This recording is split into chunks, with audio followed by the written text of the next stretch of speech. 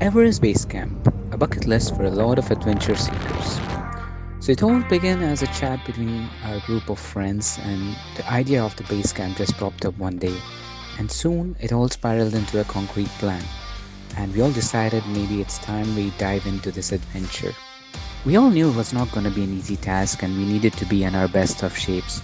So we gave ourselves approximately around 10 months time to be prepared, and we all started off our fitness routine on a regular basis. Apart from doing the regular daily workouts, we decided we're going to go on a weekly hikes in and around UAE, and these are a few glimpses of some of the hikes we did as a group to get acclimatized. However, the altitudes in UAE weren't too much. The max we did was probably 1,000 meters. But yeah, at least it gave us a feel of the hikes that we were going to get ready for.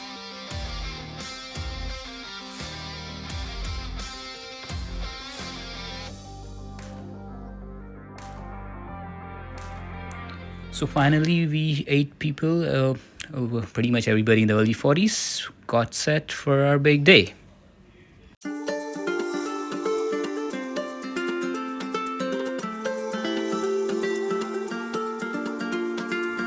So here we finally reached our day one at Kathmandu, where our outfitter team briefed us about what all we're gonna do over the course of the next 10 days, and we had day one leisure around Kathmandu. So here's our guide explaining the places, the culture, and the temples and the architecture of Kathmandu, which was a pretty good day to go around and probably get ourselves acclimatized to Kathmandu height, which was around I think 1100 meters. And then the next day is when our real hike is going to start. So here is a few glimpses of Kathmandu city, which we were shown around by our guide. And yep, there you go.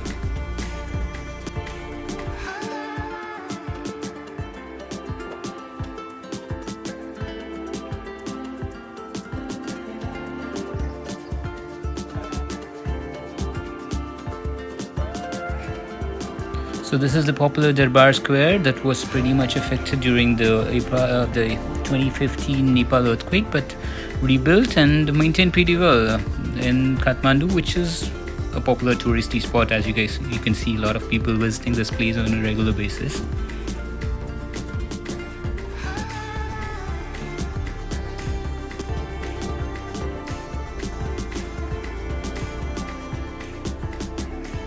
So this is the popular Pashupatinath temple in Kathmandu, which is a very holy place for the Hindus, and we had an opportunity. We were taught on time to get the darshan, so yep. And then we go to the famous Buddha stupa towards the end of the day in our day one of Kathmandu.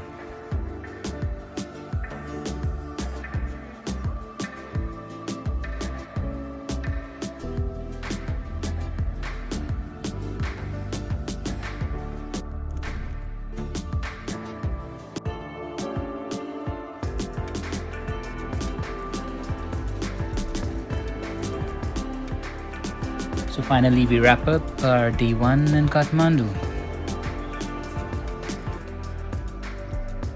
So here we started off on our big day, day one to Lukla. I mean, effectively our day three. But yeah, and well, here's the most challenging part, guys. When you start off with your ABC, the most unexpected thing you hear is the flight to Lukla. And as expected, you can see our flight's delayed. And we've been told that for the past 3 days there was no flight, so we were told to go to a place called Ramanchap, which is another 6-hour drive, and that's the beautiful airport you have in Ramanchap, which is very small, a very tiny airport. And we tried our luck the next day in Ramanchap to see if we get a flight, and after 3 days we finally were lucky to get our flight going to Lukla. The big day, it was a pretty good flight. Of course, it was a very short flight from Ramanchap. And as you see, it's only 14-seater flight. And we land at Lukla, termed as the most dangerous airport in the world because for its shortest runway. And yep, here we start off from Lukla to Phakding. That's supposed to be our day one of hike. These are the pretty tea houses you can see around. Our guide just briefing us the walk for the day. So yep, there we start off our hike to Phakding from Lukla.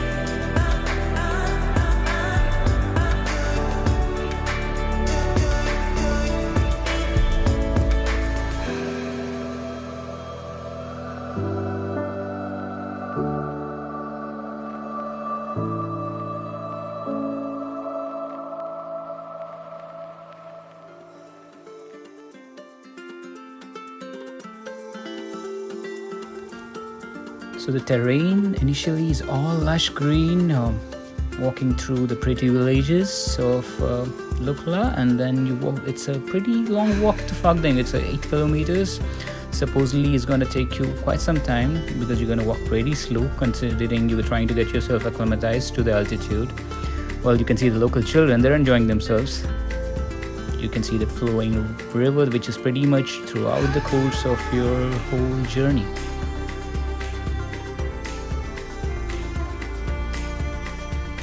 So this is one of the many bridges you're gonna go past. The scenery is pretty much amazing. That's our first tea house. We finally reached Phakding after the whole day of flight and hike. The tea houses are all pretty good. I mean, neat, small, cute. You get your own washroom attached, at least in the initial days. So finally, after finishing up our successful day 1, effectively a day 4-hour trip, we start off to Namche Bazaar from Phakding. And see, supposedly the guide tells you every day this is going to be your longest, but believe me, every day is long. So it's not going to get easier as we keep going on, but well, it's all worth the wait. So yep, here we are starting our day 2 of hike to Namche Bazaar, which is one of the most popular location on this EBC Trek.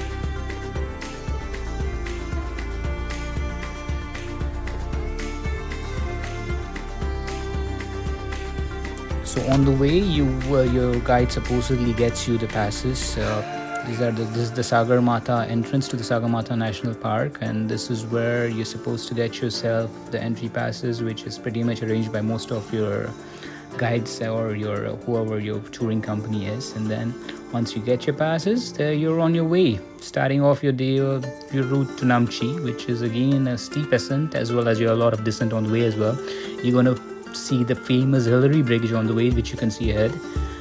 Again, that's a big bridge which you got to climb a lot of it. You must be wondering why is it so high, but well, you need to that's a course you need to take. So you're gonna see a lot of people, as you know. I mean, Everest Base Camp is a popular route, so there's a lot of people going there. And finally, we ended up before the sunset to reach Namche, which is again 3440 meters. So well, the day 5, the next day is the acclimatization day in Namche, which is very much essential part of your trip. I mean, don't miss your acclimatization day, guys, because I mean, you might want to save a day, but believe me, it's worth it. You guys need to spend time in Namche so that you get acclimatized to the 3775 meters you're at, because you start off with around 2700 at Lukla, and your body needs some time at 3000 meter elevation. Otherwise, you're going to end up regretting it later down the line. So, well, on the day acclimatization, you don't sit idle. So you're going to go climb a hill, and that's where you get the best view of Everest of the whole trip. See, that's Everest. And this is where, I mean, personally, we guys felt we got our best view. So here we start our next day from Namche Bazaar acclimatization day. So as I told you, every day is a long day. So we've again been told it's another long walk. So here we start off to Tengboche from Namche. The names of the cities are pretty hard to remember, but you're going to learn it on the way through.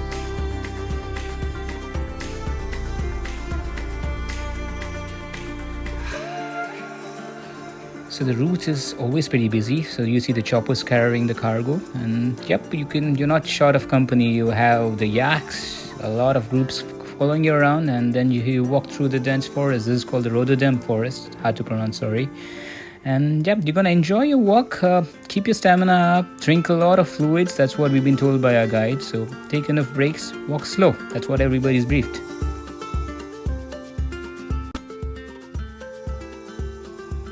So here we finally reached Tengboche. There's a famous monastery here if you guys want to visit, spend some time. There's an evening prayer that happens here every day. And well, as it was just getting to sunset, we've managed to reach Tengboche to end our day. And here we reached our tea house, where we've been welcomed with a lot of snow. So once you reach the tea houses, you get a lot of food options, the famous dal bhat, the omelets, the pizzas and everything, but your appetite needs to take it in. So yep. So after the day of rest, or what do you call them, I don't say day of rest, but yeah, here's the tough part, guys. So from Tengboche, you're going to go to Tengboche, which is you're entering the 4000 meter terrain. So well, stay hydrated, eat as much as you can. Your body might start breaking because after 4,000, the altitude sickness starts kicking in for a lot of people. But yeah, that depends on your body type. But yeah, just stay strong, stay hydrated, eat a lot, have a lot of fluids. That's what our guide's been telling. So here we are walking all the way to Tengboche, which is roughly 4,300 meters elevation. And yep, there's a lot of descent, lot of ascent on the way. Typically you can see the snowfall which welcomed us on the way. So this was probably our first snowfall of the trek, and probably the only snowfall as well. I mean, it was a pleasant surprise, but yeah, we were pretty exhausted as well. Yeah, the temperature is pretty much in the range of -10, so I mean we wouldn't want to dare pull off our gloves and touch the snow. But yeah, here we are trying to enjoy ourselves as much as possible. And as we say, guys, it's the journey rather than the destination we gotta reach. So yeah, enjoy each day. So here we are, guys, the day 8, which is the second and the only acclimatization day left over, which again is very important not to skip, because you're at an altitude of 4,300 meters and we walk another 500 meters to get ourselves acclimatized. And as they say, hike high, sleep low. That's the logic you have for the Everest Base Camp. So well, after your acclimatization day, you're just 2 days away from EBC. So that's where you gotta put all your stamina in, guys, because the last 2 days are your toughest for sure. And here we are walking from Tengboche to Lobuche, which is another 500 meters of elevation, which, I mean, that's the only elevation gain, but in all you probably gain around 900 meters because you gotta do a lot of ascent and descent. So here we are walking on the way, and on the way you get to see the memorials, whereby you see a lot of people who peaked Everest and unfortunately had to lose their lives. So this is the memorial they built on the way of the various Everest trekkers. So we finally reached Lobuche, which is 5,030 meters, as you can see. Not an easy place to stay and live. Very cold, temperatures in the ranges of -20. The only place you have heaters is in the tea house main area. So well, we finally are on our big day. This is day 10, the day we're supposed to reach Everest Base Camp. So everybody is joining their energies together, trying to put their bravest front, trying to be as positive as possible. And some of them had altitude sicknesses kicking in, so it wasn't easy. I mean, you gotta walk really slow, stay hydrated. You probably walk as slow as possible, because walking fast is not a good idea at all. So you can see everybody trying to ascent, reach on the way. I mean, you're gonna go reach Gorakhshep first, which is a pit stop for your lunch, and then from Gorakhshep, then you're gonna reach the next step, which is the base camp. So it's a busy route, as you can see. A lot of people going in, a lot of yaks, a lot of stuff.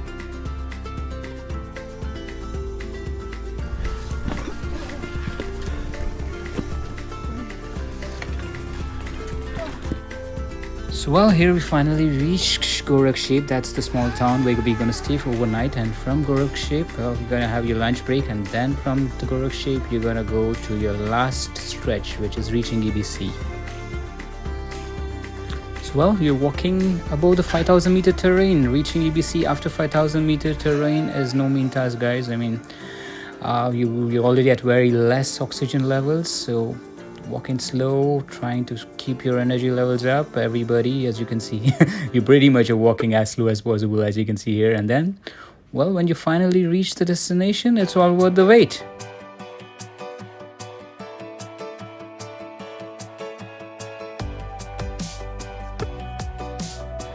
So well, once you reach, there's a sense of accomplishment which everybody is probably feeling while over there. And well, something you can't express in words. Just go there, experience it. And as a group, I think we've all been fortunate to complete it successfully. So there's the squad, guys. All of us made it, of course, with all our challenges we had. So finally, after finishing our EBC Trek, we spent the last night in Gorakhshep, and it was a tough night, of course, with extreme cold there. And then we decided we'd take our way back with a chopper, whereby we got a great aerial view of the mountains. And yeah, here we are heading back to Lukla.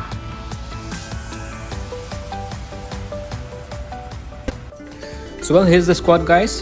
That's Samba for you, our chief planner and architect behind this whole EBC plan. So he's the one who propped up the idea, and that's how we managed to go there. So yep, that's him. Then we got Rajesh here. Well, we term him the enthusiast because he just breezed himself past through the trek. He just sang himself. He was the only one who had zero hassle. So, well, that's our strong man there. Then we got Suresh here. Well, he's just the artist for us. So he's the man behind the lens who's captured all these beautiful pics for you. And yep, he put himself through the trek pretty well. Well, that's myself. That's the voice behind what you guys are hearing. That's myself, Anil. And well, always game for more adventures. Try to push the boundaries wherever possible. I tried to push the guys to Gokyo, but I couldn't make it myself. So that's where I am.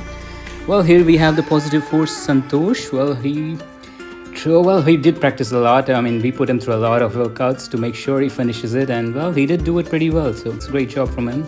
Then this is Vikas for you, our silent finisher. Well, he started off very slow, but slow and steady wins the race. That's the best example I can tell you for him. So, yep, 3 cheers for him. And then here we have the Dalbat Power, the one and only Mr. Giri. You always need a character like that to keep the spirits high, always fun around. So that's the person you always need. And then finally, well, we have the missing piece here. So as we say, there's always a person who skips the trip. So yeah, we always need somebody. So somebody to share your joy with who's missed the trip. So yep, that's the whole squad. That's our Masti Adventures team. And I think we've been very fortunate enough that we could pull it off all together on this beautiful EBC Trek, which is something we got to do once in a lifetime if it's on your bucket list. And if it's not, I recommend you get it on your bucket list and let the adventure go on.